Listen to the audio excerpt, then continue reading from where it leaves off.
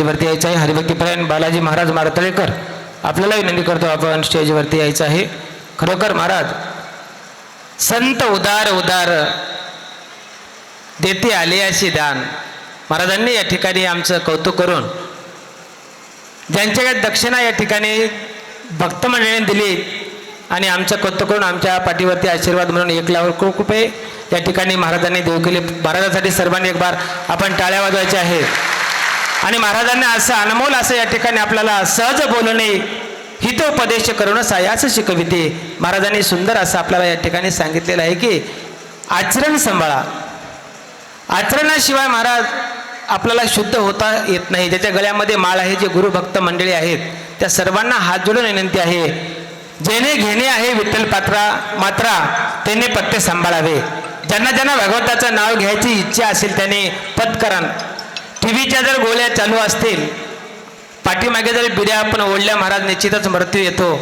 आणि गळ्यात माळ असून जर आपले वाईट कार्यक्रम धंदे जर सुरू असतील तर निश्चित आपल्याला नरकाला जाण्यापासून कोणीही चुकू शकत नाही. म्हणून महाराजांचा सर्वांनी बोध घ्यायचा आहे. महाराजांच्या आशीर्वचनाप्रमाणे सर्वांनी वागण्याचा प्रयत्न करायचा आहे. यानंतर गुरुवर्य नराश्याम महाराज येवती लघु आळंदी तालुका मुखेड महाराजांना विनंती करतो की आपले आमूलाग्र असे वचन आम्हाला या ठिकाणी आपण द्यायचे आहेत. आशीर्वचनासाठी मी आमंत्रित करतो गुरुवर्य नराश्याम महाराज येवतीकर.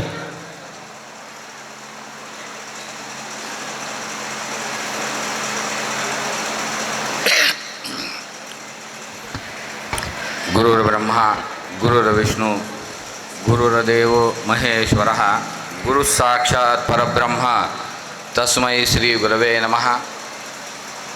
आज या ठिकाणी चाललेला हा सोहळा ग्रंथराज ज्ञानेश्वरी पारायण आणि या पारायणाच्या अनुषंगाने या ठिकाणी आपल्या महाराजांवर राम महाराज पांगरेकर यांच्यावर प्रेम आणि श्रद्धा आणि विश्वास ठेवून त्यांच्या या कार्यामध्ये आपण सगळेजण सहभागी होत आहात. त्याचबरोबर या ठिकाणी व्यासपीठावरील सर्व संत मंडळी, कीर्तनकार, गायक, वादक आणि त्याचबरोबर या ठिकाणी असलेले अनेक संप्रदायातील महान संत गुरु या ठिकाणी उपस्थित आहेत. त्याचबरोबर या ठिकाणी या वारकरी संप्रदायावर प्रेम आणि विश्वास आणि श्रद्धा आणि ज्ञानेश्वरीवर ग्रंथराज ज्ञानेश्वरीवर असलेली श्रद्धा आणि विश्वास आणि त्या ग्रंथराज ज्ञानेश्वरीवर असलेली श्रद्धा आणि विश्वासाच्या माध्यमातून गेल्या 1 महिन्यापासून श्रावण महिन्याच्या अनुषंगाने चाललेली ग्रंथाची सेवा, त्या सेवेच्या पूर्तीच्या निमित्ताने, सांगतेच्या निमित्ताने आज या ठिकाणी ग्रंथराज ज्ञानेश्वरीचं पारायणाची सांगता, त्या अनुषंगाने जवळपास ज्ञानेश्वरीच्या 9,000 ओवींच्या संख्येप्रमाणे या ठिकाणी लोकांनी तेवढे पारायणे या ठिकाणी महाराजांच्या मार्गदर्शनाच्या माध्यमातून या ठिकाणी घडलेले आहेत. खरोखरच हे कार्य इतकं सोपं आहे असं लोकांना वाटतं, पण काय कार्य आहे, कसं कार्य आहे, हे सगळ्यात जर विचार करायचा झाला तर कंपनीपेक्षाही मोठं कार्य म्हणायला हरकत नाही. कारण एक असं आहे की जोपर्यंत अशा या धार्मिक कार्यामध्ये ज्या राम महाराजांवर अनेक संतांची कृपा, ग्रंथराज ज्ञानेश्वरीची कृपा आणि ज्ञानेश्वरीसारख्या लेकीची कृपा झाल्यानंतर ज्यांचे वडील असे ज्ञानेश्वर महाराज आहेत, अशा त्या ज्ञानेश्वर महाराजांची कृपा झाल्याशिवाय इतका समाज हा एका ठिकाणी येऊ शकत नाही. आहे कारण एक आहे की एखाद्या लोकांना बोलवायचं जर झालं तर माझ्यापेक्षाही परखड मताने आता आपले जे महाराज आहेत सुंदर असं परखड मत व्यक्त केलेले आहे. आणि ते मत व्यक्त करत असताना महाराजांनी अनेक गोष्टीवर, अनेक वेगवेगळ्या विषयावर त्यांनी हात घातलेला आहे. पण मला असं वाटतं की बाबा या ठिकाणी कुठं ना कुठं त्या भगवंताचं, पांडुरंग परमात्म्याचं आणि ज्ञानेश्वर महाराजांचं आणि ज्ञानेश्वरीची कृपा असल्याशिवाय इतके लोक या ठिकाणी येणं शक्य नाही. आणि प्रश्न असा आहे की नामा म्हणे श्रेष्ठ ग्रंथ ज्ञानदेव ज्ञानदेवी एकतरी ओवी अनुभवावी. या अनुषंगाप्रमाणे जर विचार करायचा झाला तर या ज्ञानेश्वरीच्या 9000 ओवीप्रमाणे आपण एक एक जण बसलेले आहात.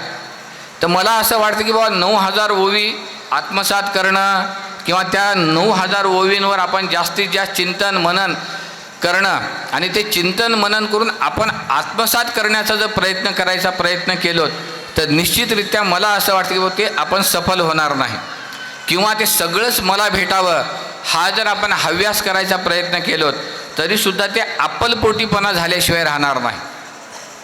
मला असं वाटतं की बाबा ज्ञानेश्वरी एवढा ॲडव्हान्स नॉलेज कुठल्याही ग्रंथामध्ये नाही.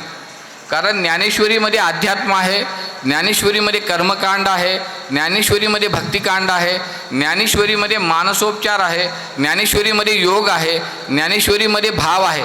काय नाही ज्ञानेश्वरीमध्ये, सगळं ज्ञानेश्वरीमध्ये आहे. पण घ्यायचं कसं आणि आपापल्या बुद्धीप्रमाणे ते घेऊन ते पचवायचं कसं हे साधकांनी आपण ठरवलं पाहिजे. कारण एक असं आहे की आत्ता महाराजांनी सांगितल्याप्रमाणे की महाराजांनी 1 वर्ष जवळपास माझ्या हिशोबाप्रमाणे 9 वर्षापासून हे सगळं कार्य 7 वर्षापासून हे सगळं कार्य चाललेलं आहे. कारण आता प्रश्न असा आहे की मी नवीन आहे आणि मलाही अभ्यास नाही. मी आल्या पॉम्पलेट पाहू लागलो महाराजांचं मोबाईलमध्ये आहे का, पण ते उडून गेल्यामुळं मलाही लक्षात आलं नाही की नेमकं काय चाललेलं आहे. पण कार्य असं आहे की मला असं वाटतं की बाबा हे महाराजांचं कार्य पाहून मला श्री श्री रविशंकर यांचं हे जे आर्ट ऑफ लिव्हिंग आहे तर जगामध्ये 156 देशामध्ये त्यांच्या संस्था चाललेल्या आहेत आणि 156 देशांच्या देशामध्ये त्यांच्या संस्था चालू असून सुद्धा जवळपास त्यांच्याकडे एकही स्वतःचा कर्मचारी नाही, एकही पगारी व्यक्ती नाही, एकही कोणताही CEO नाही किंवा मॅनेजर नाही, कोणताही एकही पदसिद्ध अधिकारी नाही नसून सुद्धा त्या ठिकाणी आज जवळपास त्यांचे 12 करोड लोक त्या आर्ट ऑफ लिव्हिंगमध्ये कार्य करत आहेत. तर मला असं वाटतं की बाबा त्याच धर्तीवर राम महाराज यांनी हे कार्य चालू केलेलं आहे. कारण एक आहे की कुठं ना कुठं तुम्ही प्रेरणा घेतल्याशिवाय ते कार्य होणं शक्य नाही. कारण सगळेजण एकत्र येऊ शकतात पण माणसं एकत्र येऊ शकत नाहीत. आपण सगळ्या जणांना एका ठिकाणी बांधू शकतो पण माणसांना एका ठिकाणी बांधू शकत नाही. पण आज हे चाललेलं महाराजांचं कार्य अतिशय सुंदर आहे.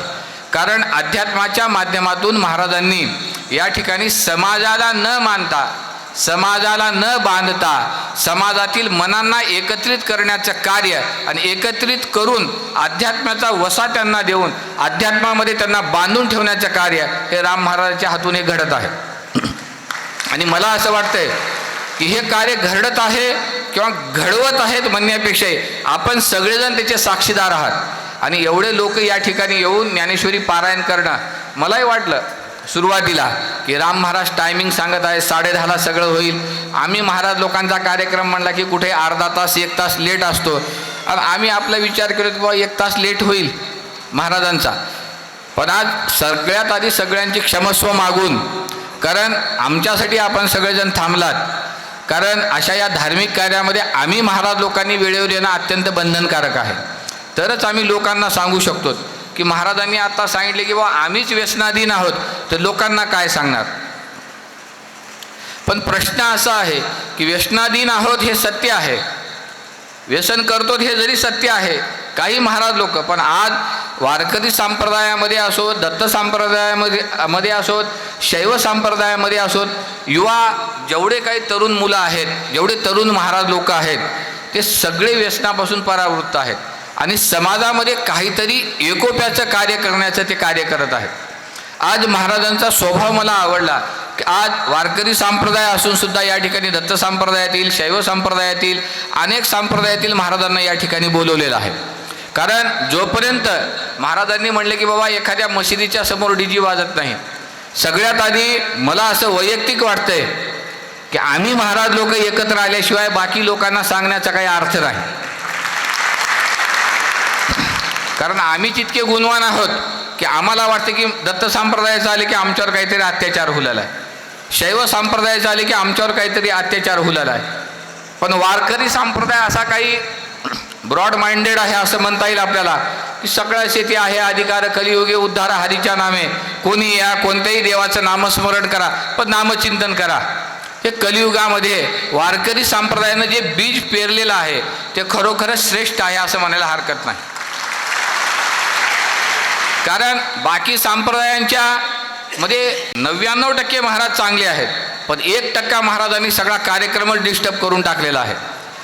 कारण त्या महाराज लोकांमुळे एवढी कट्टरता निर्माण झालेली आहे की कधी कधी असं वाटते की बा मुसलमानच बरे आहेत. कधी कधी वाटते मनाला की बा मुसलमानच बरे आहेत, ह्या संप्रदायापेक्षा त्यांच्यापेक्षा आपण मुसलमानाच्या जवळ राहिलेलं बरं, कारण त्यांच्याकडून काहीतरी आपल्याला घेताच येईल. कारण एक आहे की कुठंतरी आपण काय आहोत. आधी सगळ्यात महत्त्वाचं आहे की संप्रदाय हा विषय वेगळा आहे, पण धर्म हा एकच आहे सगळ्यांचा. आणि हिंदू धर्म हा सर्वश्रेष्ठ धर्म आहे आणि सनातन धर्म हा अनंत काळापासून चलत आलेला आहे. बाकी धर्मांना काही 1400 वर्ष आहेत, काही 800 वर्ष आहेत, काही 500 वर्ष आहेत, काही 2000 वर्षाची परंपरा आहे. पण आज हिंदू धर्माला जवळपास जर विचार करायचा झाला तर अनादी कालापासून ते चालत आलेलं आहे. काही ॲडव्हान्स नॉलेज असणारे लोक म्हणतात काय तुमच्या हिंदू धर्मामध्ये 33 कोटी देवता आहेत, अनेक प्रकार आहेत. मला असं वाटतं की बाबा तुम्ही आमच्यामध्ये निगेटिव्ह पॉईंट हुडकण्यापेक्षा पॉझिटिव्ह पॉईंट हुडकायला सुरुवात करा आणि प्रत्येक ठिकाणी तुम्ही निगेटिव्ह विचार करण्यापेक्षा पॉझिटिव्ह अँगल घ्यायला विचार करा. आज या ठिकाणी माझं असं मत आहे की बाबा हिंदू धर्मामध्ये काय नाही, सगळं आहे. हिंदू धर्मामध्ये षोडश संस्कार आहेत. आज मुस्लिम समाजामध्ये जर शुक्रवारी जाऊन नमाज पडत असतील तर हिंदू धर्मामध्ये सकाळी उठल्यापासून तर संध्याकाळी झोपेपर्यंत काय करावं, काय केलं पाहिजे आणि काय केल्यानं काय होतं ह्याला विज्ञानाला धरून सायंटिफिक रिझन देऊन आज लोकांना असं वाटतं की बाबा हिंदू धर्म हा अंधश्रद्धाळू धर्म आहे. हिंदू धर्म एवढा अंधश्रद्धा कुठल्याही धर्मामध्ये नाही. मला असं वाटतं की बा आपल्यापेक्षाही बाकी धर्मामध्ये फारच लाचारी आहे अंधश्रद्धेच्या बाबतीमध्ये. त्यामुळं आपल्या धर्मावर बोलत असताना मला असं वाटतं की बा बोलणाऱ्यापेक्षाही एखादा व्यक्ती आपल्या धर्मावर टीका करत आहे, त्या टीका करणाऱ्या व्यक्तीपेक्षाही ऐकणाऱ्या व्यक्तीचा मला जास्त राग येत आहे. कारण आपले तत्त्वज्ञानी लोक म्हणतात की नाथ महाराजांच्या अंगावर 108 वेळेस पान खाऊन थुंकला, पण बघणाऱ्यांच्या डोळ्यात काय माती गेली का? त्यांना खाईपर्यंत थुंकेपर्यंत. आज हिंदू धर्माची ही सगळ्यात विटंब एक खरोखरच लाजिरवाणी गोष्ट आहे म्हणायला हरकत नाही. कारण त्या महाराजांना शिव्या देऊ लागले ना, त्या महाराजांच्या कीर्तनामध्ये किरकिर चालू आहे ना, आपण कशाला काय म्हणायचं. पण बसणारे काय एवढे शंड आहेत का, एवढे मूर्ख आहेत का, तुमच्या कानात काही माती गेली का? पण जोपर्यंत बोलणाऱ्या व्यक्तीला आपण 4 लोक दाबणार नाही, त्याचं कारण काय, त्याचं म्हणणं काय आणि तू कशामुळं असं बोललास, तोपर्यंत आपल्या धर्मावर होणारी हानी हे थांबणार नाही. आणि सगळ्यात आधी महत्त्वाची एक गोष्ट अशी आहे की अनेक लोक म्हणतात, अनेक वेगवेगळ्या पद्धतीनं म्हणतात प्रत्येक धर्म श्रेष्ठ आहे. मला असं वाटतं की बाबा संप्रदाय सगळे श्रेष्ठ आहेत. दत्त संप्रदाय श्रेष्ठ आहे, शैव संप्रदाय श्रेष्ठ आहे, वारकरी संप्रदाय श्रेष्ठ आहे. जे जे धर्म आहेत ते सगळे श्रेष्ठ आहेत. थोडक्यात सांगायचं म्हणजे नांदेड जिल्हा आहे. कोणी मुखेडून नांदेडला चालले, कोणी लोह्याहून चालले, कोणी भोकरहून चालले, कोणी मुदखेडून चालले, कोणी बिलोलीहून चालले. पण सगळीकडून जात असताना सुद्धा सगळ्यांचा जिल्हा हा एकच आहे, परब्रह्म परमात्मा हा एकच आहे. म्हणून माझं एक वैयक्तिक मत असं आहे की जर धर्म टिकवायचा असेल तर सगळ्यात आधी आपल्या लेकरांवर संस्कार केले पाहिजेत. आज मला असं वाटलं महाराज, नाही तर तुम्हाला राग येईल माझ्या बोलण्याचा, इन्व्हेस्टमेंट कुठं करावी, इन्व्हेस्टमेंट कुठं करावी. तर आता महाराज म्हणले की बा पैसे, सगळे महाराज लोक पैसे हे करतात, विचार करतात, पैशाचंही आहे. पण मला असं वाटतं की बा इन्व्हेस्टमेंट कुठं करावी, तर यंग जनरेशनमध्ये इन्व्हेस्टमेंट केली पाहिजे. आपण सगळेजण वयोवृद्ध आहात, सगळ्यांचा आदरच आहे. पण याच ठिकाणी ज्यावेळेस महाराज पुढल्या वेळेस संकल्प करतील किंवा महाराजांचा संकल्प असेल तर मला असं वाटतं की बा पुढल्या वेळेस 50% तरी यंग जनरेशन हे या कार्यामध्ये झोकून घेऊन आलं पाहिजे. कारण वयस्कर माणसं धार्मिक आहेतच, इलाज नाही त्यांना पोथी वाचल्याशिवाय. आहे का इलाज? घरी बसता येत नाही, लेकराची किरकिर, नातूची किरकिर आहे म्हणून आता ज्ञानेश्वरी घेऊन बसतं भाग आहे, कुठंतरी डोकं थंड राहावं. पण आज मला असं वाटतं की ती ज्ञानेश्वरी घेऊन वाचत असताना जर आपण सगळ्या वयोवृद्ध माणसांनी लहान लेकराला, घरामधल्या नातूला, पंतूला, जे कोणी असतील लहान जीव, त्यांना घेऊन जर तुम्ही वाचायला सुरुवात केलात, तुम्ही वाचत असाल आणि ते ऐकत असतील तर निश्चितरित्या त्याच्या मनावर ते परिणाम झाल्याशिवाय राहणार नाहीत.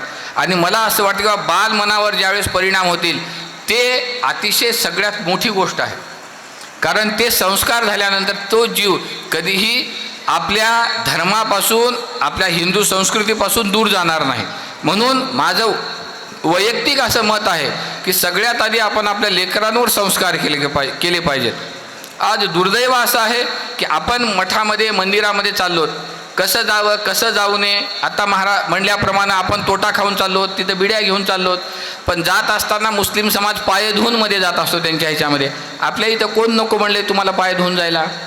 नारळ फोडल्यानंतर नासकं नारळ देवाला आहे, चांगलं नारळ आपल्याला आहे, पण ते नारळ फोडायचं जर असेल तर आंध्रामध्ये जा तुम्ही, त्यांनी 5 रुपये घेतात, केलेली घाण कोण भरावं तुमची म्हणून.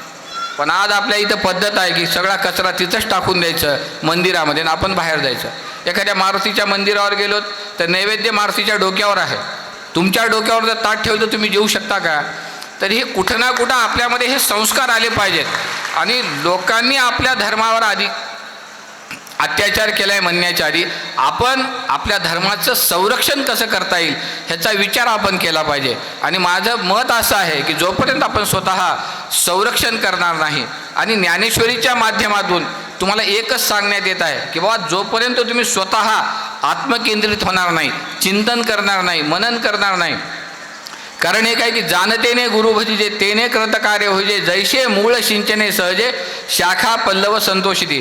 जोपर्यंत लहान जीवांवर तुम्ही संस्कार करणार नाही, जोपर्यंत त्या जीवांवर संस्कार होणार नाहीत, तोपर्यंत तो जीव वृक्ष झाल्यानंतर त्याच्या मुळा मजबूत होणार नाहीत. जर संस्कार नसतील तर मुळा मजबूत होणार नाहीत, संस्कार नसतील तर त्याचं जीवन हे कोरबडल्याशिवाय राहणार नाही आणि उन्मळून पडल्याशिवाय त्याचं जीवन राहणार नाही.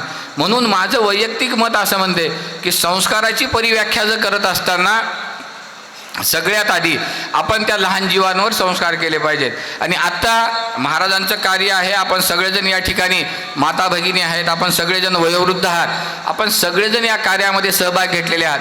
गेल्यानंतर रोज किंवा महिन्यातून 3 दिवस तरी ज्ञानेश्वरीची 10 वया, 15 वया, 21 वया, 25 वया तरी लहान जीवांना ऐकायला लावणे किंवा वाचायला लावणे हे आपण शिकवायला पाहिजे. जर इतर धर्मामध्ये 2 महिने उन्हाळी व्हॅकेशन धर्माच्या कार्यासाठी देत असतात, आज ख्रिश्चन धर्म असो किंवा मुस्लिम धर्म असो, त्यांचे 2 महिने उन्हाळी व्हॅकेशन असतात आणि त्या व्हॅकेशनच्या माध्यमातून त्यांनी आपल्या धर्माचा प्रचार आणि प्रसार, धर्म कसा आहे, आपले देव काय आहेत, आपल्या धर्माची शिकवण काय, हे 2 महिन्यामध्ये त्या लेकरांवर शिकवत असतात. तर तशा पद्धतीनं आपण जर आपल्या लेकरांना अशा पद्धतीनं कार्य करायला चालू केलं, चला मंदिरामध्ये जाऊ आणि त्या ठिकाणी गेल्यानंतर चला टाळ वाजू द्या, पण टाळ वाजवत असताना लेकरू टाळ वाजवते, पण मोठ्या टाळकऱ्यांना फार त्रास होते. नाही तर टाळकरी माझ्या नावानं सगळे गर्दा करायला चालू करतील, आणखीन महाराज तुम्ही असं कसं आमच्यावर अन्याय करू लागलात म्हणून. ह्यांनी पोटातूनच शिकून आलेत मोठे टाळकरीत गायक. असं गेले की लगेच बिघडा, ए बंद कर, म्हणजे त्याची एवढी हरासमेंट करणार की त्यानं पुन्हा जिंदगीमध्ये कधी टाळ घेऊन उभा टाकणार नाही. सगळ्यात आधी हे बंद झालं पाहिजे. कारण वैयक्तिक जर सांगायचं झालं तर तुम्ही कोणीही पोटातून शिकून आलो नाहीत, मी शिकून आलो नाही, तुम्ही आलो नाही, पण सगळ्यात आधी जर तुम्ही एखाद्या माणसाचं तेजोभंग करत असाल, तर एकदम त्याची हरासमेंट करत असाल त्या कार्यामध्ये आल्यानंतर, ते आधी बंद झालं पाहिजे. हा काही होत नाही, शिक. एखादं ज्ञानेश्वरीचं आहे, त्यांना अर्थ सांगायला बसला असेल, हा सांग रे, काही होत नाही, जमला असेल, थोडं फिसकलं असेल, छान झालं, नंबर 1 सांगितलास. आणि पुन्हा एकांतामध्ये बसल्यानंतर त्याला सांगा, हे असं नाही असं सांग. तुझी चूक झाली म्हणण्यापेक्षा तू असं नाही असं सांग, म्हणजे ते चांगलं होईल आणि पुढल्या वेळेस तुझं आणखी छान वाटेल, असं हे आपलं सांगण्याचं कर्तव्य आहे. पण आपल्याकडं पद्धत कशी चालू आहे, ए त्याला कळणार गेले, बंद कर, काही सांगलं आहे त्यांना, पण ह्यानं काय फार शान आहे का सांगणारा, बोलणारा, म्हणणारा. पण आज म्हणाव कोण? आणि मला असं वाटतं की बा वारकरी संप्रदाय एवढा सगळ्यात अवघड परिस्थिती एक आहे की सगळे मानसिक विकलांग झालेले टाळकरी त्या ठिकाणी आलेले आहे. माझं पटो की न पटो कोणाला, मी वारकरी संप्रदायाचाच पाईक आहे. कारण एवढे चिडचिड चिडचिड चिडचिड चालू राहते भजन करत असताना की त्या चिडचिडीला अंतच नाही. आणि एवढा राग आणि एवढा द्वेष आहे, परमार्थ कशासाठी आहे हेच कळणार गेलं. आज मार्केटमध्ये चालू आहे ते आम्हालाही माहीत आहे, तुमचा रेट देणं भाग आहे हे आम्हालाही माहीत आहे. 5,000, 7,000, 1,000 पर डे आम्ही मान्य करू लागलो, कारण तुम्ही घरदार सोडून आमच्या या सप्त्यामध्ये आलात, आम्हालाही ॲक्सेप्ट आहे, स्वीकार आहे. पण ते करत असताना कुठं ना कुठं या गोष्टीचा आधी विचार करायला शिका की बाबा आपण परमार्थ करत आहोत, तर नवीन जनरेशनला त्या ठिकाणी येऊ द्या, टाळ घेऊ द्या, टाळ वाजू द्या. जमना गेलं तरी काही होत नाही, वाजव रे बाबा, त्यालाही फुगडी खेळू द्या, त्यालाही त्या वारकरी संप्रदायाचा आनंद घेऊ द्या. आणि तो व्यक्ती त्या ठिकाणी आनंद घ्यायला चालू केल्यानंतर त्या एका व्यक्तीमुळे दुसरे 10 पोरं यायला चालू होतील, 10चे 50 यायला चालू होतील, 50चे 100 यायला चालू होतील. आणि मग ते आल्यानंतर हळूहळू हळूहळू, ज्याला एक इंग्रजीमध्ये म्हण आहे स्वीट पॉयझन, तुम्ही अध्यात्मसुद्धा स्वीट पॉयझनसारखं यूज करा. तुम्ही त्या व्यक्तीला, त्या तरुण मुलांना आपल्याकडे आकर्षित करा, हळूहळू त्यांची मानसिकता डेव्हलप करा. आणि त्या डेव्हलप झालेल्या मानसिकतेवर तुम्ही हळूहळू आपल्या धर्माची, आपल्या वारकरी संप्रदायाची, आपल्या संप्रदायाची शिकवणाची हळूहळू त्याच्यावर ठेवण चालू करा. आणि मग ती ठेवण केल्यानंतर निश्चितरित्या त्या व्यक्तीचं परिवर्तन झाल्याशिवाय राहणार नाही. आणि माझं असं वैयक्तिक मत म्हणते की एवढ्या सगळ्यांचं परिवर्तन झाल्याशिवाय आपण सगळेजण या ठिकाणी येऊ शकलो नाहीत. आणि महाराजांच्या अथक 7 वर्षाच्या प्रयत्नाच्या माध्यमातून जवळपास या ठिकाणी 9000 लोकांनी ज्ञानेश्वरीचं पारायण केलेलं आहे. आणि एक तरी ओवी अनुभवावी. अनुभव हा जरी शब्द ज्ञानेश्वर महाराजांनी लिहिला असेल, तर मला असं वाटतं की बाबा एक तरी ओवी तुम्ही आत्मसात करावी आणि ते दिवसभर त्या ओवीचं चिंतन करत राहावं.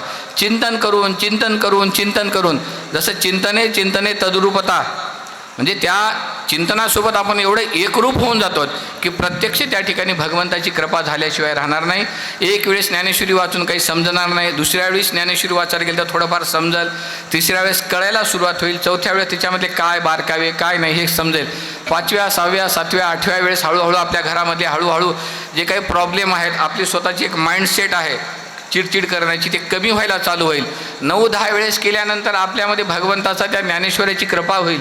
11, 12, 13 वेळेस 14 वेळेस केल्यानंतर ऑटोमॅटिक आपल्या घरामध्ये सुख, समाधान, शांती आणि समृद्धता आल्याशिवाय राहणार नाही. आणि जवळपास 18 अध्यायाची 18 वेळेस जर पारायण केलं तर निश्चितरित्या त्या भगवान योगेश्वराची कृपा झाल्यानंतर प्रत्यक्ष आपण एखाद्या व्यासपीठावर बसून आपण एखादा वक्ता झाल्याशिवाय राहू शकणार नाही. कारण 18 वेळेस पारायण केल्यानंतर आपल्याला ज्ञानेश्वरी बोलण्याचा अधिकार प्राप्त झाल्याशिवाय राहणार नाही. आणि त्या ज्ञानेश्वरीवर 18 वेळेस पारायण केल्यानंतर आपल्याला स्वतःमध्ये आत्मसात केल्यानंतर काय आहे ज्ञानेश्वरी ते जोपर्यंत आपण पिणार नाही, आणि ते पिल्यानंतर त्या गोष्टीची चव काय, त्याचा स्वाद काय, आणि ते स्वतःला आलेला अनुभव काय, हे लोकांना सांगता येणार नाही. म्हणून मला असं वाटतं बघ, कमीत कमी प्रत्येकाने आपल्या जीवनामध्ये झालं 60-70 किती वर्ष होत, पण आता तरी आपण हे पारायण करायला चालू केलो, तर मला असं वाटतं की बाबा रोज 300 जरी ओव्या आपण चालू केलो तर 3 महिन्यामध्ये एक पारायण होतं. आणि त्या अनुषंगानं जर आपण विचार केलो, एक 2 ते 3 वर्षामध्ये आपले सगळे पारायणं पूर्ण झाल्याशिवाय राहणार नाहीत. आपण सगळेजण पारायणाची सांगता करावी. आणि वेळोवेळी धर्मावर, साधू संतांवर आपण श्रद्धा आणि विश्वास आहेत, भगवंताच्या नामावर आपली श्रद्धा आणि विश्वास आहे. आणि हे सगळं ज्यांच्यामुळं आपल्याला भेटलेलं आहे असे ते आपले आईवडील आहेत.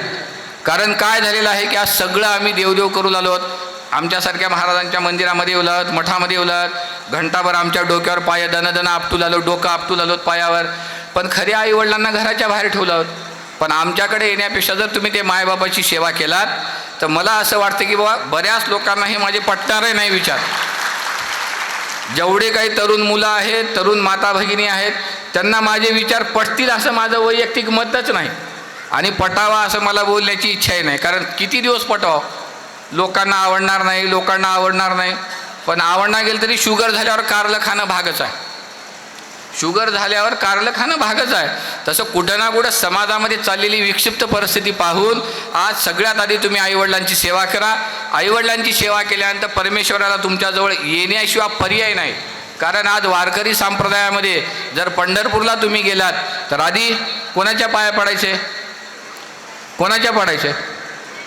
पुंडलिकरायाच्या पाया पडायचे. मग पुंडलिकरायाने का अनुष्ठान, जप, तप, अनुष्ठान, तपश्चर्या केली ती का?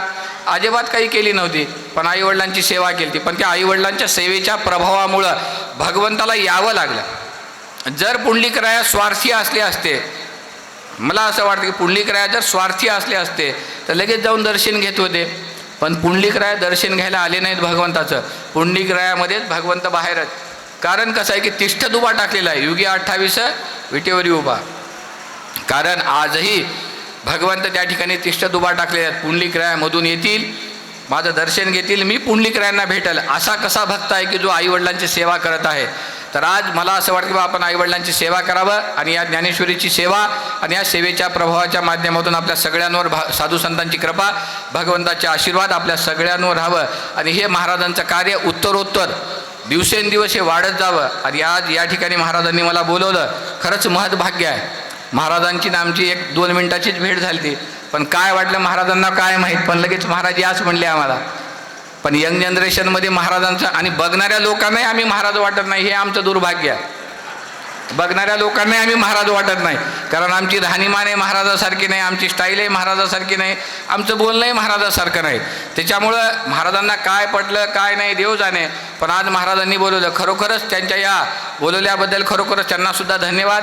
त्यांच्या कार्याला उत्तरोत्तर भगवंताच्या आशीर्वादानं प्रगती आणि समृद्धी यावं आणि अनेक पाईक आज ज्ञानेश्वरीची त्यांच्या माध्यमातून घडावे, हीच ईश्वरचरणी मंगलमय प्रार्थना करून मी माझ्या वाणीला या ठिकाणी थांबवत आहे. पुंडलिक हर विठ्ठल श्री ज्ञानदेव तुकाराम पंढरीनाथ भगवान की जय. गोपाल कृष्ण भगवान की जय. शिवाय राहत नाही आणि भाव धरून या वाचे ज्ञानेश्वरी कृपा करी हरित तयावरी या संतवचनाप्रमाणे महाराजांनी या ठिकाणी संस्कारावरती या ठिकाणी त्यांनी प्रकाश टाकलेला आहे. आणि जिजाऊ आईसाहेबांनी माझे शिवछत्रपतीवरती संस्कार टाकल्यानंतरच तुम्ही आपण एका छत्राखाली या ठिकाणी बसू शकलो.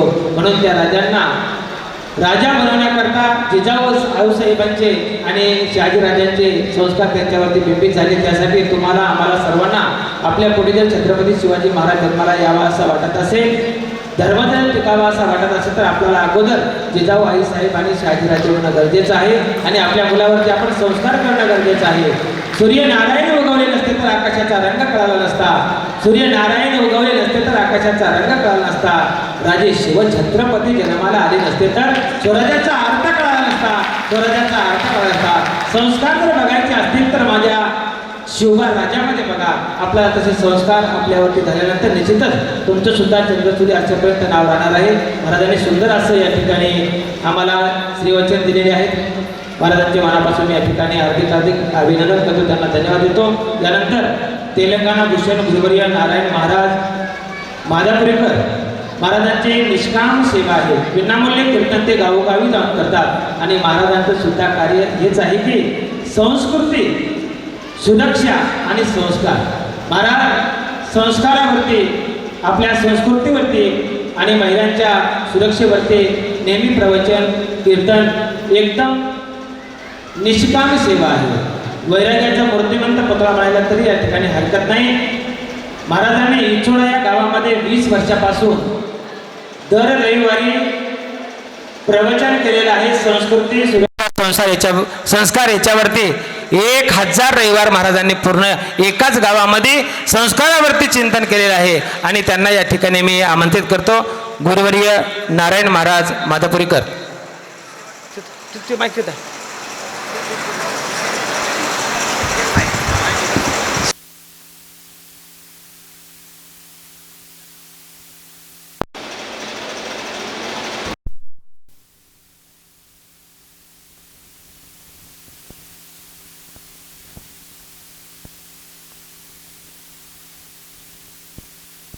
दयाळा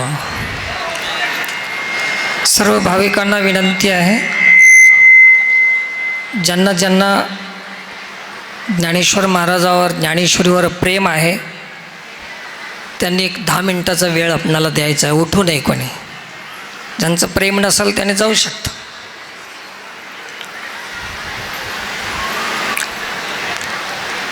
श्री गुरुचं स्मरण वंदन करून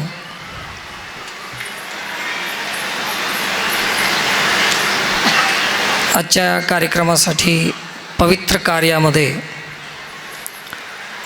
मार्गदर्शन करण्यासाठी आलेले मंचस्थ समस्त संत समाज, या समस्त संत चरणांच्या चरणी साष्टांग दंडवत प्रणाम. आणि जमलेले समस्त पारायण करणारे साधक मातृशक्ती यांनाही व्यासपीठावरून प्रणाम आहे. हे जे समोर बसलेले आहेत हे माणसं नाहीत. ऐकून तुम्हाला वेगळं वाटलं असेल. मग कोण आहेत? तर मी समजतो की हे ज्ञानेश्वरीच्या ओव्या आहेत, ओव्या.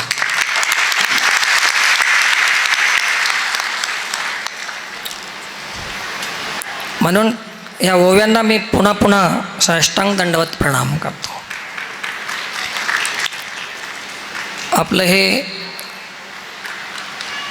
श्रेष्ठ कार्य आपल्यापर्यंत ज्यांनी पोहोचवलं, ज्यांची ही संकल्पना आहे, अशा पूजनीय आदरणीय श्री रामगुरुजी यांनाही मी मनापासून प्रणाम करतो. साष्टांग दंडवत प्रणाम. खूप काही आपण श्रवण केलेलंच आहे. महाराजांनी महाराजांच्या काही अडचणी आपल्यासमोर ठेवल्या. ज्ञानेश्वरी पारायण अखंड हरिनाम सप्ताहामध्येच पारायण व्हायचे, परंतु आज घरोघर ज्ञानेश्वरी. तसं म्हणण्यापेक्षा मला असं म्हणायचं आहे की हृदयामध्ये ज्ञानेश्वरी आता पोहोचली पाहिजे. घर हे शब्दही बहिरंगच आहे, परंतु हृदय अध्यात्मशास्त्रीय अंतरंगची अधिकारी आहे. म्हणून ज्ञानेश्वरी घराघरातच नाही तर हृदयामध्ये पोहोचली पाहिजे. तर 100% याचा चांगला परिणाम आपण आपल्या डोळ्यानं पाहणार, हृदयात पोहोचली तर. आणि या परिवाराचं नाव ऐकलं मी, महाराजांनी सांगितलं मी वारकरी परिवार असं सोडून मीच्या जागी काय लावलं? आम्ही.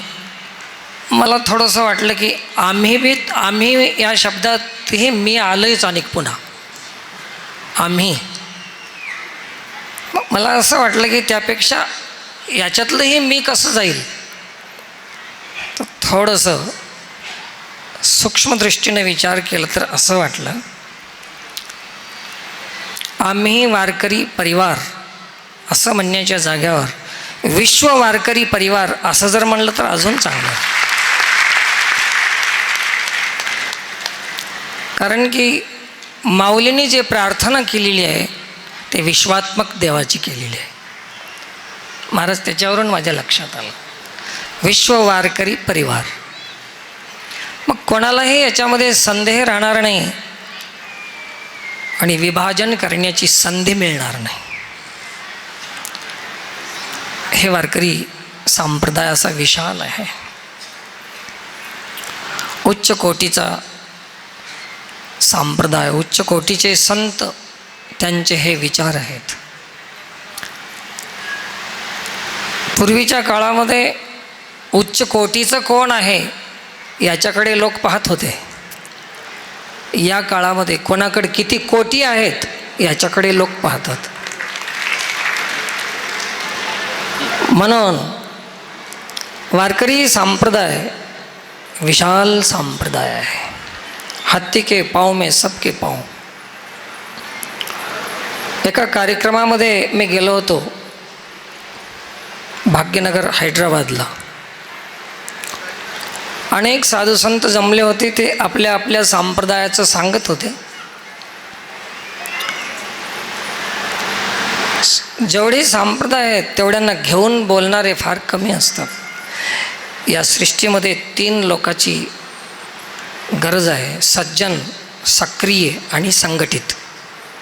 पण हे खूप कठीण कार्य आहे. सज्जन असतील तर सक्रिय नाहीत, काम करणार नाहीत, आणि सक्रिय असतील तर मिळून करणार नाहीत, आपलंच एक दुकान लावतील. म्हणून या 3 लोकांची आवश्यकता आहे, 3 तत्वाची.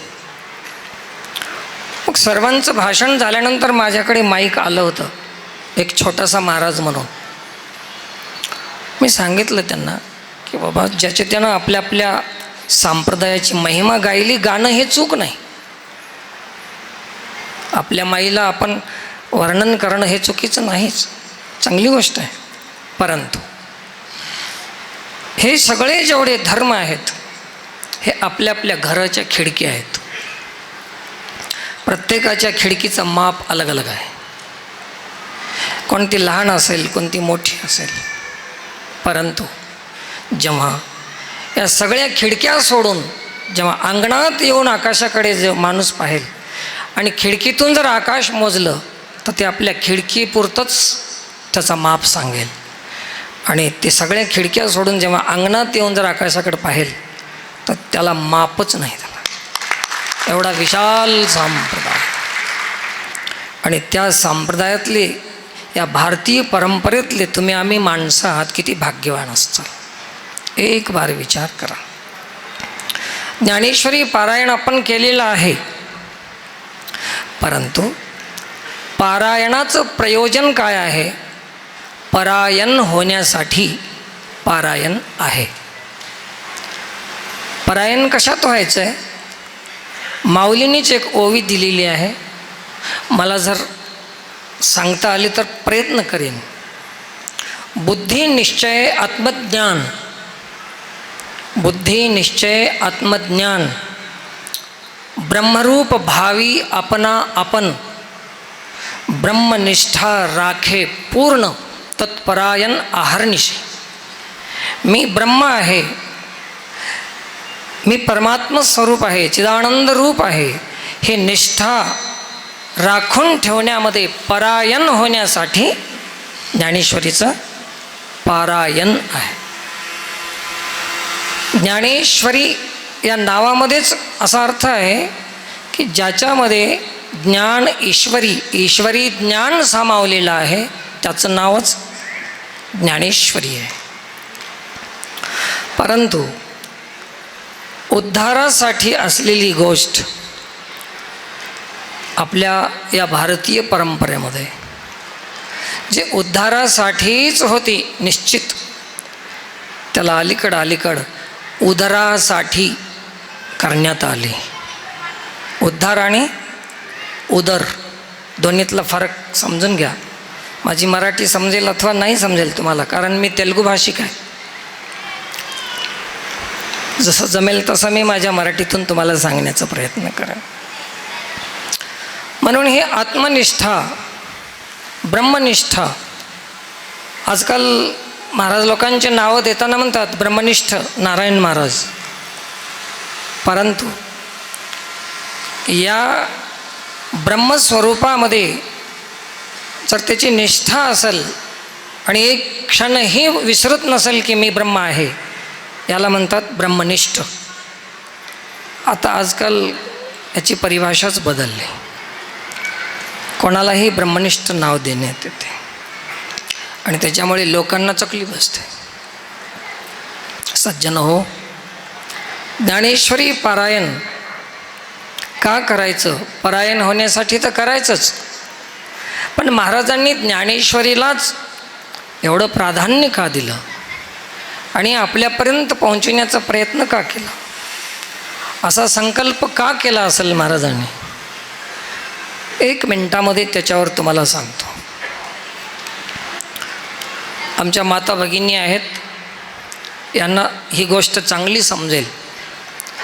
तुमचं सर्वांचं लग्न झालेलं असेल ना, ज्यांचं त्यांना ती गोष्ट चांगली समजून येईल. आपल्या लग्नामध्ये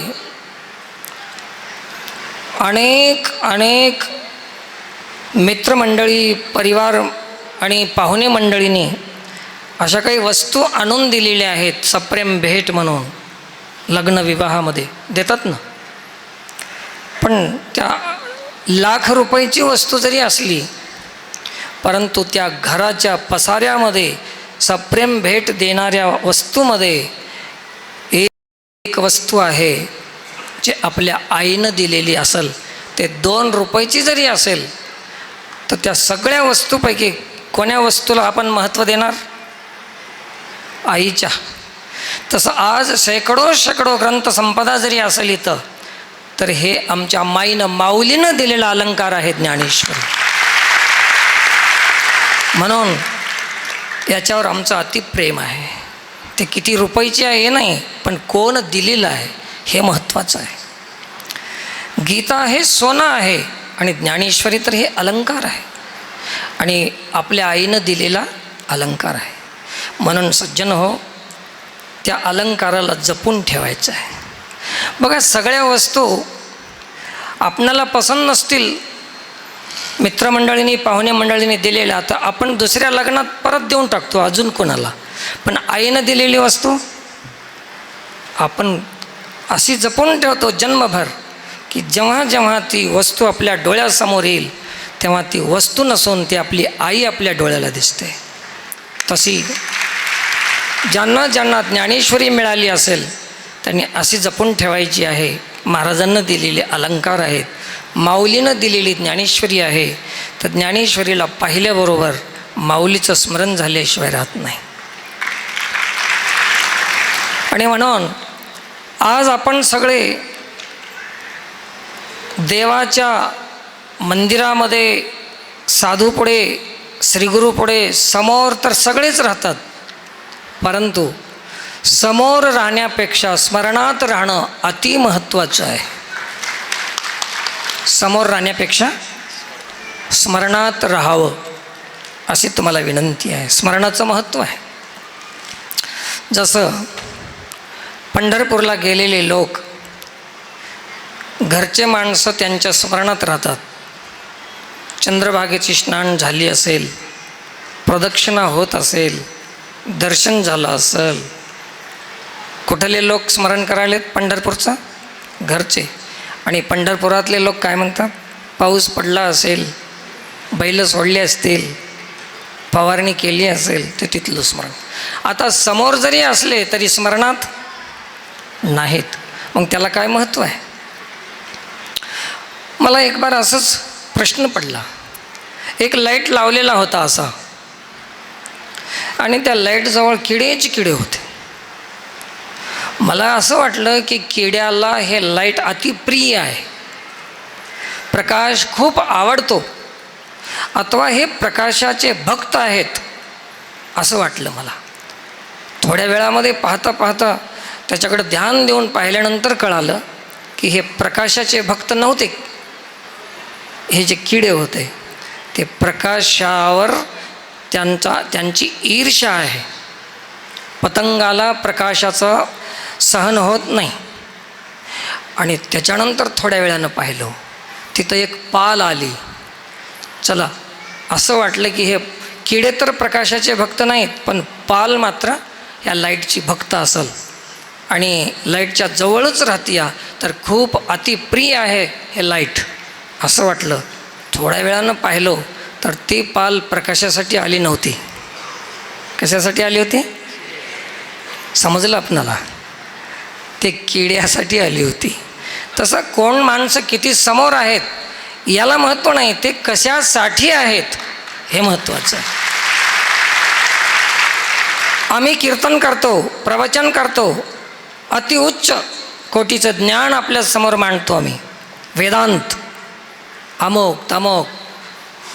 हे किती कीर्तन श्रेष्ठ झालं याला महत्त्व नाही, हे कीर्तन कशासाठी केलं याला महत्त्व आहे.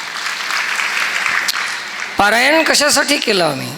परायण होण्यासाठी आम्ही हे केलेलं आहे. महाराजांनी आपल्याकडे काही मागण्या केल्यात, प्रत्येकाने त्याचा उल्लेख केलेला आहे. त्या मागणीमध्ये एक थोडंसं महाराजांचं अनुमोदन म्हणून त्याला थोडंसं पुढे घेऊन जातो. तंबाखू खाणारे, बिडी वडणारे, व्यसन करणारे, जो माणूस व्यसनाधीन आहे, जो माणूस व्यसनाधीन आहे त्याच्या संसारात पतन होते, आणि जो माणूस विषयाधीन आहे त्याचा परमार्थात पतन होते. ह्या दोन गोष्टी, एक व्यसनाधीन आणि एक विषयाधीन. आणि व्यसनमुक्त झालेला माणूसच आसनयुक्त होऊ शकते, म्हणजे स्थिर होऊ शकते परमार्थामध्ये. व्यसन हे आसनयुक्त होऊ देत नाही. तर एक प्रश्न विचारतो तुम्हाला, श्री हनुमानजी महाराज मारुती राया हे सर्वांना माहीतच आहे, सगळ्यांच्या गावामध्ये मंदिरं असतातच. हे कोणाचे शिष्य आहेत? रामाचे, सर्वांना माहिती आहे. मग राम हे कोण आहेत? हनुमानजीचे गुरु आहेत. आता गुरु श्रेष्ठ की शिष्य? आपण मानावं लागेल की गुरु श्रेष्ठ आहेत. मग प्रत्येक गावागावामध्ये गुरुचे मंदिर असावं की शिष्याचे? मग हे काय अडचण? शिष्याचेच मंदिर आहेत गावगाव. जाईल तिथं हनुमान मंदिर आहे, पण राम मंदिर कुठं तरी आहे आपल्या देशामध्ये आहेच ते मंदिर, तर ते बी विवादामध्ये 500 वर्ष. चला, हे तुम्हाला माहीत नसेल तर मी सांगतो. राम मंदिर शिष्याच्या मंदिरापेक्षा गुरुचे मंदिर अधिक आहेत, पण आत्तापर्यंत त्या मंदिरामध्ये कोणी गेलं नाही आणि ते मंदिर कोणाला माहीत नसेल. चला आपण जाऊया आता सगळे राम मंदिरात जायचं ना. हनुमान मंदिरात तर रोज जातो आपण, एक बार आपण राम मंदिरामध्ये जाऊ. तर इथं जमलेले जेवढे हे माणसं आहेत, हे शरीर आहेत, हे पिंड आहेत, प्रत्येक शरीर आहे हे सगळं राम मंदिर आहे. राम मंदिर आहे. प्रमाणानं सांगायचं असेल तर तैसा हृदयामध्ये मी राम, असता सर्व सुखाचा आराम, की भ्रांताशी काम विषयावर. बघा, सगळ्यांचं हृदय हे राम मंदिर आहे. आता सांगा शिष्याचे मंदिर जास्त आहेत की गुरुचे? आता गुरुचे मंदिर आहेत ना. चला पुढे जाऊ, आता अजून थोडं पुढे जाऊ आता, कारण आपल्याला पुढेच जायचं आहे आता. तर आपण आपल्या त्या शिष्याच्या मंदिरामध्ये म्हणजे हनुमान मंदिरामध्ये आपण किती पवित्रता राखतो? पायात चप्पल घालून जातो मंदिरात, तोंडात बिडी धरून जातो, तंबाखू खाऊन मध्ये जातो, दारू पिऊन मध्ये जातो का? नाही जात. कोणाच्या? शिष्याच्या मंदिरामध्ये. आता गुरुच्या मंदिराची दशा बघा थोडी.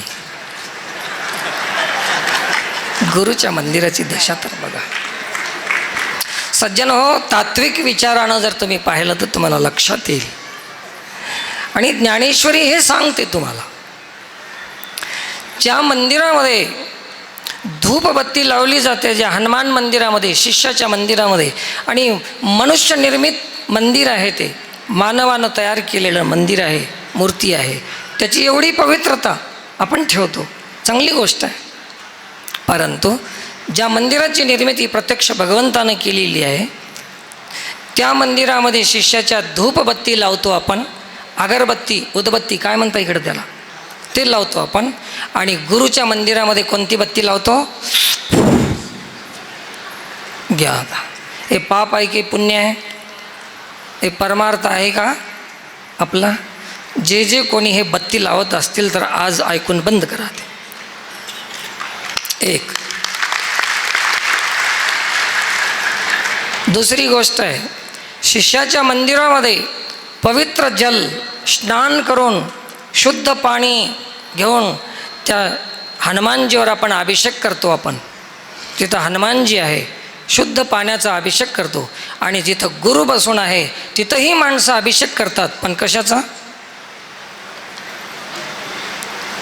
आता गुरुची दशा बघा कशी आहे.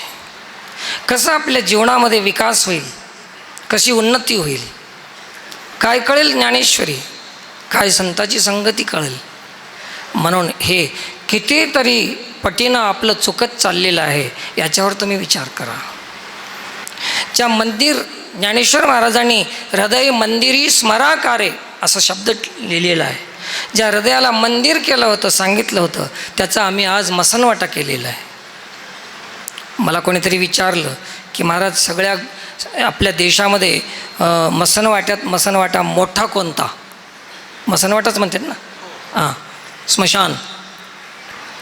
मी विचार केलो की मोठे मसनवाटे तर आहेत, मुंबईला असेल, हैदराबादला असेल, परंतु एक विचित्र मसनवाटा आहे. बाकीचे मसनवाटे असे आहेत की त्याच्यामध्ये माणसं एका जागी गाडले जातात किंवा जाळले जातात, ढोरं मेले तर एका जागी टाकले जातात, असं अलग अलग मसनवाटे आहेत. पण एक मसनवाटा असा आहे की कोंबड्याचा मुडदा बी त्याच्यातच, डुकराचा बी त्याच्यातच, बैलाचा बी त्याच्यातच, गाईचा बी त्याच्यातच. एक कसला मसनवाटा! काय हे संताची भूमी आणि हे संप्रदाय, एक पवित्र संप्रदाय होता आमचा. सज्जन हो, एक ध्यान ठेवा, ज्या देशामध्ये एक असा राजा होऊन गेला, एक असा राजा होऊन गेला. महाराज वेळ आहे ना? हां, तुम्हाला वेळ आहे ना? एक असा राजा होऊन गेला या देशामध्ये की एक पक्षी त्याला संकट आलं होतं एका पक्षाला. तर त्या पक्षाला वाचवण्यासाठी, प्राण वाचवण्यासाठी आपलं स्वतःचं मांस दिलं होतं. कोणता राजा? शिबिराजा. याच देशामध्ये पक्षासाठी आपलं मांस देणारा राजा होता. त्याच देशामध्ये आपल्यासाठी पक्षाचं मांस खाणारे पैदा झाले. हे कोणती संस्कृती आहे? म्हणजे किती विकृत होत चाललं आपलं समाज, किती पतन होत चाललेलं आहे. ज्या देशामध्ये एका स्त्रीचे आब्रू रक्षण करण्यासाठी एक पक्षी आपला प्राण देते, कोण? सगळ्यांना माहीत आहे. आणि त्याच देशामध्ये असे नराधम पैदा झाले की स्त्रीची हत्या करून तिच्यावर अत्याचार करणारे पैदा झाले. हे कुठला धर्म आहे? कधी जागं होणार आपण? कधी आपले डोळे उघडणार? आणि हे डोळे उघडण्यासाठी ज्ञानेश्वरी पारायणासारखं साधन दुसरं नाही. ज्ञानेश्वरी पारायण अति उच्च साधन आहे, खूप मोठं हे साधन आहे. ते आपण करणार आहोत, करीत चाललेले आहोत. तर ज्ञानेश्वरी पारायण सतत जन्मभर असावं, आपल्या जीवनभर असावं. ज्ञानी आईचा दागिना आहे, आईनं दिलेला अलंकार आहे, जपून ठेवा. याच्यामध्ये सारे संस्कार आहेत, याच्यामध्ये धर्म आहे, याच्यामध्ये सर्व शास्त्राचं, पुराणाचं, वेदाचं, उपनिषदाचं ज्ञान आहे. याच्यामध्ये सर्व काही आहे. असं हे ज्ञान आहे. स्वतः भगवंतांनं गायलेली ही ज्ञानेश्वरी आहे. भगवद्गीता. गीता हे सोनं आहे, तर ज्ञानेश्वरी हे अलंकार आहे. गीता अलंकार, नाम ज्ञानेश्वरी ब्रह्मानंद लहरी प्रकट केली. तर हे अलंकार सर्वांनी धारण करायचं आहे. आणि हे अलंकार अंतरंग अलंकार आहे, बहिरंग अलंकार नाही. तर आपल्याला मी आता सांगून गेलो की राम आणि हनुमानजीची जी तुम्हाला गोष्ट सांगितली, त्याच्यावरून तुम्ही आता लक्षात घ्या की आपणाला आपण किती पवित्र ठेवलं पाहिजे. कुठलंही व्यसन करून या एवढ्या श्रेष्ठ मानव शरीराचा आणि काय म्हणतात त्याला पतन करून घेऊ नये. आपण सर्वांनी हे शिकायला पाहिजे, शुद्ध ठेवायला पाहिजे प्रत्येकाने. म्हणून हे शरीर नाही, तर हे शरीर मंदिर आहे. देह देवाचे देऊळ, आत बाहेर निर्मळ. काया ही पंढरी, आत्मा हा विठ्ठल. असे कितीतरी प्रमाण आपणाला पाहता येतात. म्हणून ठीक आहे, पंढरपूरला आपण जागा घेतलेली आहे, कोणी आळंदीत घेतलेलं आहे, कोणी कुठं हे कामं चालू आहेत. पुण्यक्षेत्राच्या ठिकाणी आपलं एक जागा बनली, याच्यावर माझे काही मनाई नाही कोणाला. परंतु एक ध्यानात ठेवा, पंढरपुरात जागा करा, परंतु आपल्यामध्ये पंढरपूर करण्याचा प्रयत्न करावा. हे सगळ्यांना विनंती. पंढरपूरमध्ये जागा घेण्यासाठी पैसे लागते, दुसऱ्याचं सहाय्य लागते, रुपये लागतात, निधी लागते. पण आपणाला जर आपण पंढरपूर बनवायचं असेल तर एकच उपाय आहे, केवळ ज्ञानेश्वरी. आणि याच्यातला देव आपणाला दिसणार. मग काय करणार? काय करू बहु वाटे तळमळ, आंधळी सकळ बहिर्मुख. हे समाज बहिर्मुख होत चाललेलं आहे. याला अंतर्मुख करण्याचं काम ज्ञानेश्वरी करते. म्हणून जास्त वेळ न घेता, मला बी खूप बोला वाटाले, परंतु नाही, आता जास्त वेळ घेणार नाही, कारण की सर्वांना आवडेलच असं जरुरी नाही. तर मी तेलंगणा प्रांतातून आलेला आहे. सज्जनो, मी इथं प्रसन्नता व्यक्त करतो की काही तरुण या ठिकाणी दिसत आहेत. मी परवा एका गावाला गेलो होतो तर सगळे 60 वर्षाच्या पुढचेच होते. आणि इथं थोडंसं महाराज लोकांचा प्रभाव चांगला वाटते आता ह्या परिसरामध्ये आणि खूप चांगली व्यवस्था आहे. ही व्यवस्था उत्तरोत्तर अजून पुढे गेली पाहिजे. तरुणांनी समोर आलं पाहिजे. आता महाराज सांगत होते की लहान लेकराला संस्कार द्या. महाराजांचं नाव काय? हां, महाराजांनी सांगितलं की लहान मुलांना, मी कुठं कुठं सांगत असतो की लहान मुलांना सोबत घेऊन या. ते म्हणतात की लहान मुलांना काहीच कळत नाही. जेवढं मुलांना कळते तेवढं तुम्हालाच काही कळत नाही. एवढं आहे. एक नवीन चेतना आहे मुलांची. त्याच्यासाठी एक उदाहरण दिलो त्यांना की तुम्ही चूल पेटवता, चूल वत्तल हे शब्द आहे ना तुमच्याकडे, त्याच्यामध्ये लाकडं घालत असताना मोठे मोठे काही खोडं असतात आणि ते खोडं पेटत नाहीत म्हणून त्याच्या जोडीला बारके बारके थोडे लाकडं लावतात. त्यावेळेस त्या दोन्हीपैकी आधी पेट कोणतं घेत आहे? घ्या. हे खोडं पेटतच नाहीत आणि एकदा पेटलं तर विजतच नाही. ह्या खोडायला किती दिवस पेटवणार? तर थोडं सोपं जाईल आपणाला.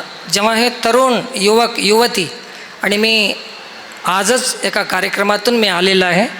काल संध्याकाळी 3 वाजता एक कार्यक्रम होता की आमच्या भागामध्ये ज्या कॉलेज शाळा करणाऱ्या मुली आहेत, 10 वर्षापासूनच्या पुढच्या ज्या काही मुली आहेत शाळा कॉलेज करणाऱ्या, अशा तरुण किशोरी युवती ज्या गावामध्ये किती युवती आहेत त्यांची नोंद करून अशा 2000 मुली एकत्रित आणून त्यांना जे मार्गदर्शन करण्याचं कार्यक्रम चालू आहे. आणि येणाऱ्या कॉलेज लाईफमध्ये त्यांना जे येणाऱ्या अडचणी आहेत, जे धोके आहेत, आपण रोज वाचतो, ऐकतो आणि ते झाल्यानंतर आपण काम करतो. तुम्हाला सज्जनो सांगतो की एखाद्या मुलीला घटना घडल्यानंतर जे काम करते त्याला प्रशासन काम करते आणि घटनेच्या आधी जे काम होऊ शकते त्याला अनुशासन काम करते. आणि ते अनुशासन केवळ संप्रदाय देऊ शकते, महाराज लोक देऊ शकतात. आणि म्हणून ते कार्यक्रम आम्ही चालू केलेला आहे. किमान 2000 युवतींचं संमेलन झालं. त्याला महिला प्रवक्ता बोलून त्यांच्याशी मार्गदर्शन करायला 7 दिवसाचं शिक्षण शिबिर घेतलं होतं.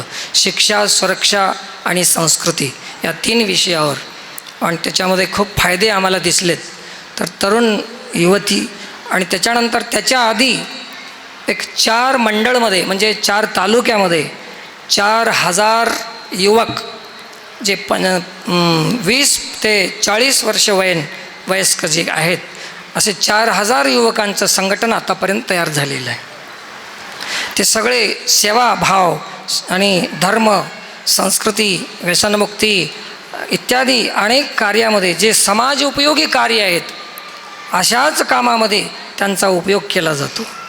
बाकी कुठेही भांडण करण्यासाठी, युद्ध करण्यासाठी नाही, तर त्यांचा समाज उपयोगी ज्या ठिकाणी सेवा दिली जाते असे सेवेमध्ये त्यांचा उपयोग केला जातो. हे दुसरं काम युवतींचं कार्य आहे, युवांचं कार्य. आणि दुसरं, प्रत्येक गावामध्ये जवळजवळ 500 गावापर्यंत ती आमचा अभिप्राय जो काय आहे पोचलेला आहे 500 गावामध्ये, की प्रत्येक गावामध्ये प्रत्येक संध्याकाळी कुठं आहे नाही तर आठवड्यामध्ये 1 दिवस शनिवार प्रत्येक समाजामध्ये मंदिरामध्ये येण्यास प्रार्थना करण्यासाठी 1 दिवस आणि 1 वेळ निश्चित केलेला असतो. हिंदू समाजामध्ये तो तसा नाही. माणसं रोज मंदिरला जातात, परंतु 1000 माणसं जरी मंदिरला गेले तर 1 सकाळी 5ला जातो, 1 6ला, 1 7ला, 1 8ला, कोणी आळशी 12 वाजता बी जातात. यांचं संघटन कसं होऊ शकते? मंदिर हे केवळ पाया पडण्यापुरतं पर्याप्त नाही, हे संस्काराचं केंद्र झालं पाहिजे आणि तिथं संघटन झालं पाहिजे. तर 1 दिवस आम्ही ठेवलेला आहे. शनिवारी गावातील समस्त युवा पिढी जेवढे असतील तेवढ्यांनी सामूहिक हनुमान चालीसा पारायण करण्यासाठी मंदिर परिसरामध्ये असं जवळजवळ 500 गावामध्ये कार्यक्रम चालू आहेत. म्हणजे हे मोठेपणासाठी नाही, म्हणजे काय करावं लागतं याच्यासाठी सांगालो. आणि दुसरी गोष्ट आहे की परवा 11 ऑगस्ट तुलसीदास जयंती या पर्वकाळावर 27,000 झाड जे काय आम्ही युवक तयार केलेले आहेत 4,000 यांनी 27,000 झाड लावलेलं आहे, वृक्षारोपण कार्यक्रम केलेला. असे अनेक उपक्रम सामाजिक जे उपयोगी आहेत, समाज उपयोगी कार्यक्रम आहेत. आता याची काळाची गरज आहे. म्हणून प्रत्येक साधू संत असतील, जे आपलं कर्तव्य म्हणून करणारे देशभक्त असतील, या सर्वांना विनंती आहे की आता आपण आपल्यापुरतं राहू नये, आपला उपयोग दुसऱ्यासाठी झाला पाहिजे. आपण साधन करतो ना, चातुर्मास करतो, एका ठिकाणी अनुष्ठान करतो, ध्यान जप सगळं काही करतो आपण, फक्त आणि फक्त त्याच्यात आपला उद्धार आहे.